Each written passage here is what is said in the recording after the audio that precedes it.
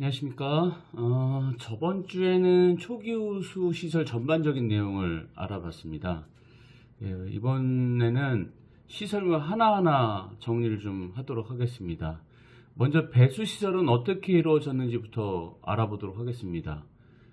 우리가 사용하는 배수 시설은 수로서부터 시작을 해서 말단부, 하수 종말 처리까지 연결이 됩니다. 그러니까 좀 쉽게 설명을 하면 수로, 집수정, 맨홀, 그 다음에 하수 종말 처리장, 그 다음에 하천으로 나가는 방식이거든요.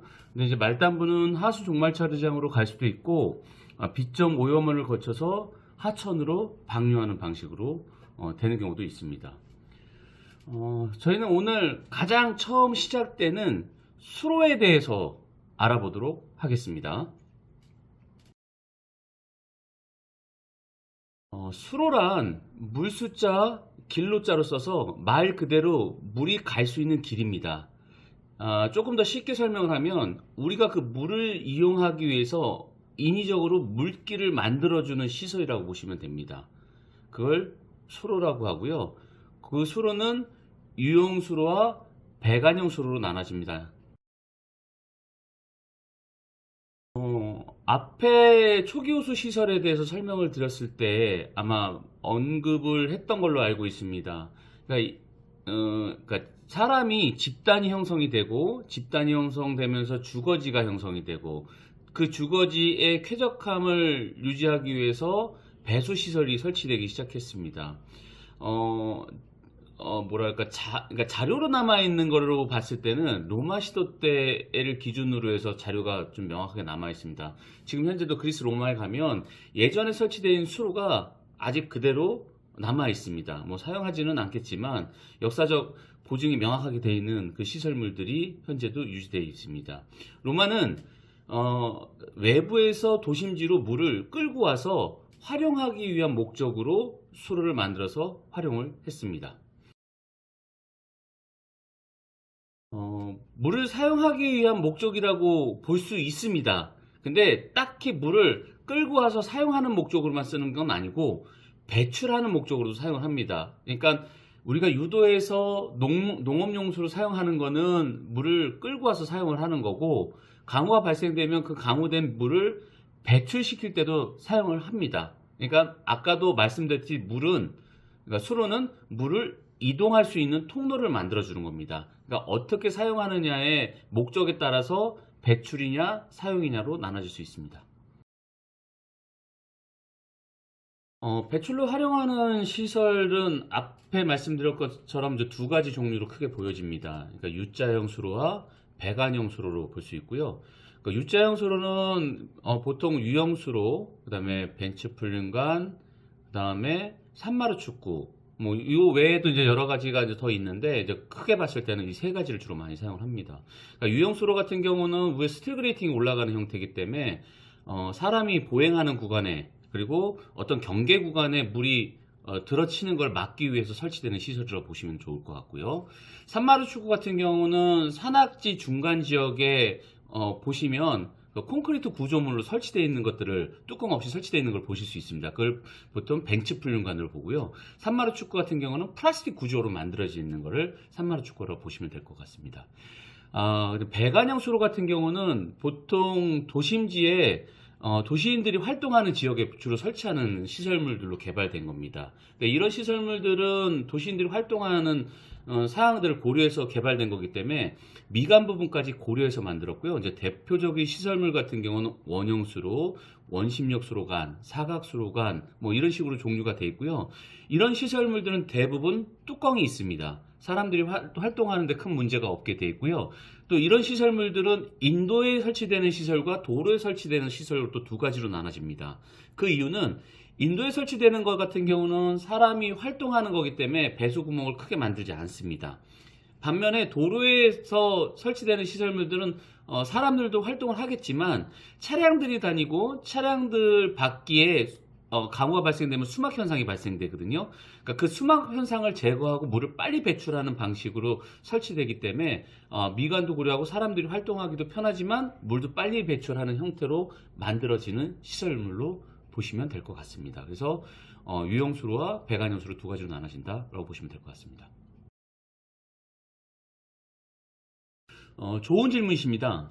도로에 보시면 경계석이 있고 경계석 사이에 콘크리트 구조가 있고 그 콘크리트 너머에 아스콘 포장을 설치를 합니다. 그리고 그 콘크리트 타설한 걸 보시면 사이사이에 집수정 구조가 있습니다.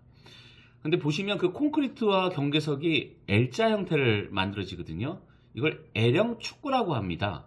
비가 오면 그 경계석을 막히는 부분으로 보시면 돼요. 그래서 물이 흘러서 경계석을 걸쳐서 L형 축구 쪽으로 하고 빗물을 집수정 쪽으로 유도하는 형태의 수로라고 보시면 될 것 같습니다. 질문을 보시면 도로의 집수정으로도 충분히 배출이 가능한데 그 외에 U자형 수로나 배관형 수로를 설치하냐라는 게 질문의 요인 것 같습니다. 근데 도로에 설치되는 U자형 수로나 배관형 수로를 설치하는 이유는 명확하게 목적이 있습니다. 보통 U자형 수로를 설치하는 경우는 도로가 넓거나 또는 산간지역, 그러니까 외부 넓은 지역에서 물이 도로로 치고 들어오는 형태의 물을 막기 위해서 설치되는 경우는 U자형 수로를 많이 설치합니다. 그 다음에 배관형 수로 같은 경우는 도심지 내에서 어떤 경계 부분, 그러니까 도로의 물이 어떤 주거지 쪽, 그러니까 어떤 건물 쪽으로 들어가는 걸 막기 위해서 설치한다거나 아니면 반대로 외부에 있는 물이 도로로 들어오는 걸 막기 위해서 설치하는 경우가 있습니다. 또 보통 이제 그 도시인들이 활동하는데 물이 고여서 물튀김으로 발생되는 구간들이 있거든요. 약간 지대가 낮거나 이런 구간에는 배관형 수로를 설치돼서 물튀김을 제거해주는 형태로 설치되는 경우도 많습니다. 그러니까 명확한 목적을 두고 설치를 합니다. 근데 반대로 도로에 뭐 양쪽으로 배관형 설치나 U자형 설치를 설치한다거나 이런 이유 없이 설치되는 것들은 과설계됐다고 보시면 좋을 것 같습니다. 종종 과설계되는 부분도 좀 있죠. 네, 대부분 과설계되는 게 맞습니다. 그 이유는 배관형 수로 같은 경우는 도시인들이 활동하는 구간에 설치되기 위해서 개발된 시설입니다. 근데 제일 처음에 개발됐을 때 유형 수로와 같은 사이즈로 개발을 했기 때문에 도심지에서 외부로 나가는 배관에 대한 걸 고려치 않은 상태에서 개발이 됐습니다. 그러다 보니까 외부에 연결되는 연결 배관과 수로의 배관의 용량이 거의 동일하거나 과설계되는 경우가 많습니다. 그리고 실질적으로 수로는 배관형 수로 같은 경우는 보조 역할입니다. 집수정의 보조 역할로 사용되는 시설인데 현재 도심지에 사용되는 건 메인 배관처럼 사용을 하고 있습니다. 그러니까 사용 목적이 조금 잘못 설치되는 경우들이 많습니다. 그리고 조금 더 디테일하게 말씀드리면 배관형 수로의 그 처리 용량을 보면 저희가 연구해 본 결과 보통 300ml를 기준으로 했을 땐 500에서 700톤까지 처리를 합니다. 그러면 배관으로 봤을 때 집수정으로 걸쳐서 외부에 설치되는 배관 300ml를 기준으로 본다면 보통 처리 용량이 300톤에서 500톤 정도 처리를 합니다. 그러니까 처리 용량으로 봤을 때는 배관형 수로가 훨씬 더 용량이 큽니다. 그렇기 때문에 과설계됐다고 보시면 좋을 것 같고요. 그 이유는 아직까지 경량화되어 있는 수로가 도심지에 설치되는 수로가 없기 때문에 과설계되어 있는 수로를 많이 쓴다고 보시면 될 것 같습니다. 그래서 지금 현재 저희가 개발되고 있는 게 경량화되어 있는 배관형 수로를 개발돼서 현재 보급을 하고 있습니다. 도심지 내부에 설치되어 있는 수로는 대부분 명확한 목적으로 설치되는 건 사실입니다. 근데 이제 그 명확한 목적으로 쓰는데 배관 자체가 큰 사이즈만 나오다 보니까 과설계된 시설물들을 설치될 수밖에 없습니다. 그렇기 때문에 정확한 목적을 기준으로 배수 면적을 산정을 하고요. 그 배관형 수로를 많이 설치되는 것보단 부분 구간에 나눠서 설치하는 게 제일 좋습니다. 그리고 최대한 경량화되어 있는 구조를 쓰는 게 훨씬 효과적으로 보여집니다.